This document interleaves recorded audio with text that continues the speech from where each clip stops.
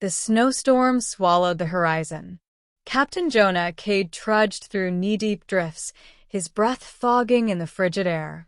The wreck of the cargo skimmer lay half-buried behind him, metal groaning under the weight of ice. His ship, the Peregrine, was grounded 3 clicks away, engines running hot to keep from freezing solid.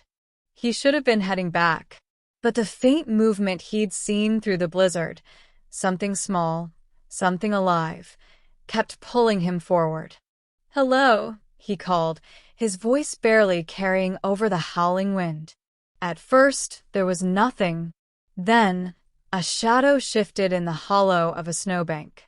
He approached cautiously, pushing through the wind until the shape became clear.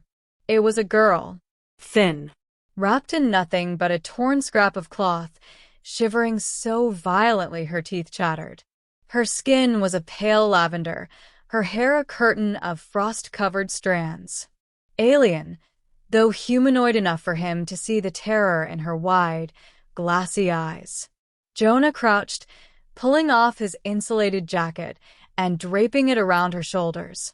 The instant the heavy fabric fell over her, she gripped it with desperate fingers, curling into the warmth.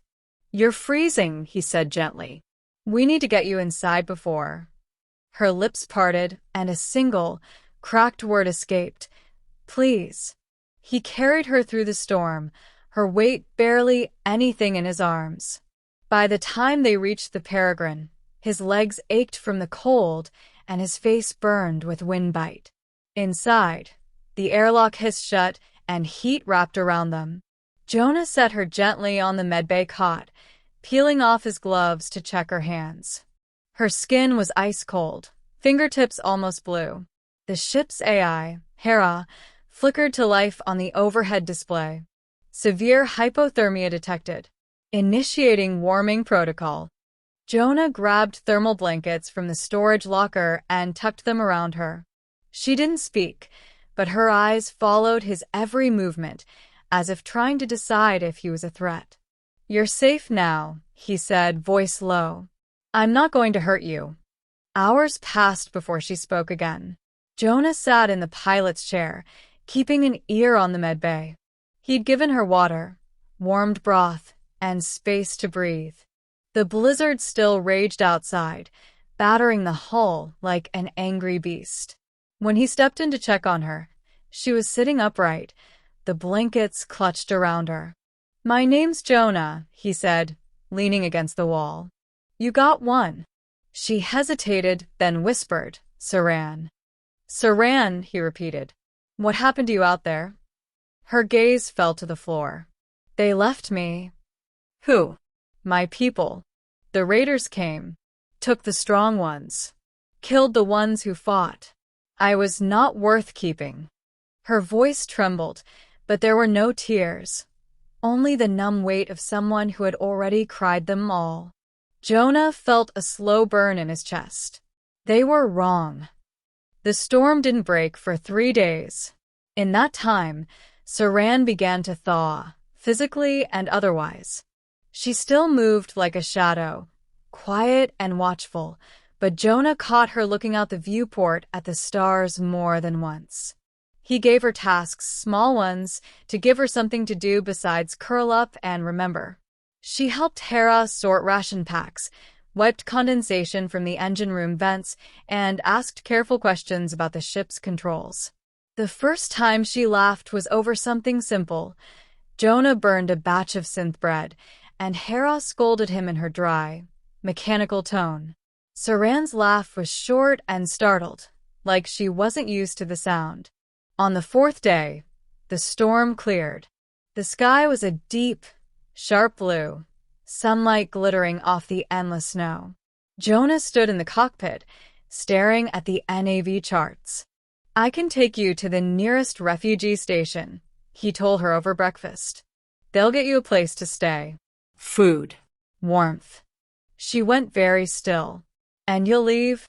"That's how it usually works." She pulled his jacket tighter around her shoulders. She'd refused to give it back, and he hadn't pressed her. After a long pause, she asked quietly, Could I stay? Just until I know where to go. Jonah met her gaze. There was fear there, but also something else, something fragile. Hope. Yeah, he said. As long as you need. Weeks slipped into months. Saran learned quickly how to patch coolant lines, read star maps, and filter water through the ship's recyclers. She started wearing her hair tied back, her posture straighter, her voice more certain. Sometimes, late at night, she would still wake from dreams she didn't speak about. Jonah never asked. He'd just put a cup of tea in her hands and sit with her until the shaking stopped. One night, as they drifted through an uninhabited sector, she came to the cockpit and leaned against the co-pilot's seat.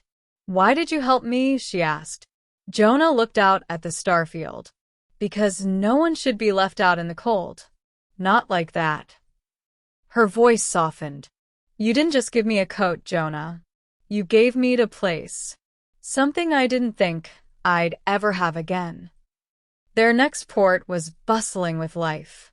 Vendors shouted over each other in the market square, and ships came and went in steady streams.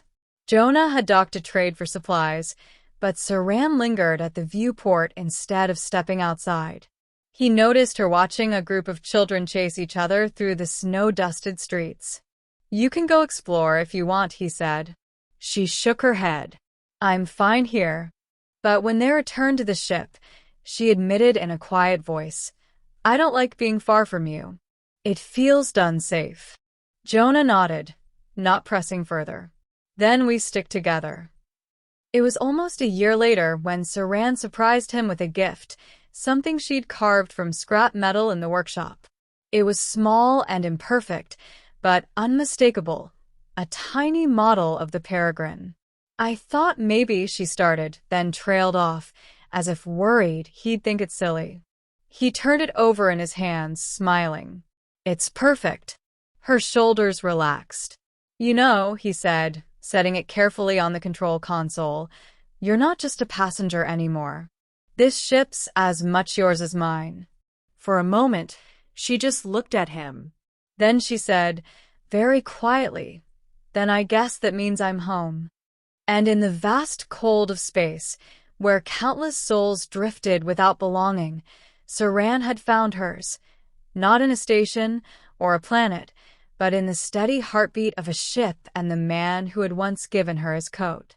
Jonah looked over at her, and for the first time since the day he'd carried her through the storm, she didn't look cold, or bare, or alone. She looked whole.